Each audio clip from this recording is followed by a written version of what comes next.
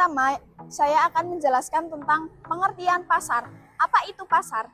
Pasar adalah tempat terjadinya transaksi jual beli yang dilakukan oleh penjual dan pembeli di waktu dan tempat tertentu dengan uang yang menjadi alat transaksi yang sah dan telah disepakati oleh dua belah pihak tertentu. Materi yang kedua, saya akan menjelaskan tentang pasar oligopoli. Apa itu pasar oligopoli? Pasar oligopoli adalah pasar dengan beberapa perusahaan yang saling mempengaruhi. Pada umumnya, suatu perusahaan harus memperhatikan reaksi pesaing sebelum mengambil keputusan, terutama soal harga. Ketika salah satu perusahaan menurunkan harga, maka perusahaan lain harus ikut. Kenapa? Karena ketika suatu perusahaan menurunkan harga agar perusahaan yang lainnya tidak ketinggalan pelanggan. Persaingan di pasar ini sangat ketat karena ketika kita salah mengambil keputusan, maka akan berdampak ke perusahaan tersebut. Ada beberapa faktor yang mempengaruhi lahirnya pasar oligopoli. Yang pertama yaitu adanya penerapan efisiensi skala besar-besaran. Adanya efisiensi skala besar-besaran ini berhubungan erat antara efisiensi teknis dan efisiensi teknologi, dan efisiensi ekonomi serta biaya produksi. Adanya hal ini berpengaruh pada pendapatan yang didapatkan oleh pengusaha sesuai dengan tingkat efisiensi yang mereka tentukan.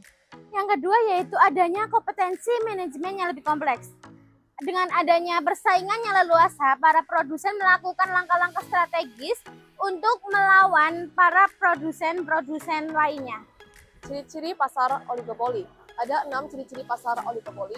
Yang pertama, terdapat beberapa pengusaha yang ada di pasar oligopoli dan tentunya banyak pembelinya juga. Yang kedua, barang diperjualbelikan bersifat homogen atau seragam namun berbeda atau terdiferensiasikan. Yang ketiga, biasanya pengusaha memiliki keterampilan dalam menentukan nominal harga yang akan diperjualbelikan baik barang ataupun jasa. Dan yang keempat, para pengusaha bersaing secara kompleks melalui gerakan marketing yang bombastis dan tentunya dengan perang harga. Dan yang kelima, pengusaha baru dapat masuk ke pasar oligopoli namun sulit untuk bersaing. Dan yang keenam, sistem harga yang kaku, di mana apabila perusahaan satu sudah menetapkan nominal harga, maka perusahaan lain harus mengikuti nominal harga tersebut. Selanjutnya ada karakteristik pasar oligopoli.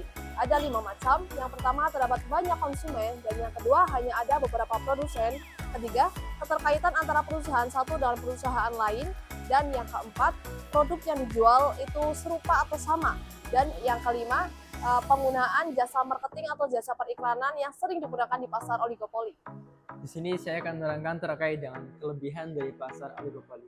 Yang pertama yaitu nominal harga yang cenderung lebih stabil, akan memberikan keuntungan tersendiri bagi pembeli dan ekonomi makro, karena akan mempermudah dalam menentukan anggaran keluar untuk belanjanya.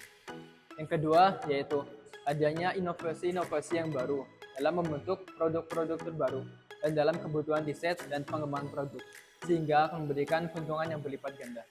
Yang ketiga yaitu terjadinya persaingan antara satu perusahaan dan juga perusahaan lain, yang mengakibatkan keuntungan yang diperoleh antara perusahaan yang satu dan perusahaan yang lain relatif tidak jauh berbeda.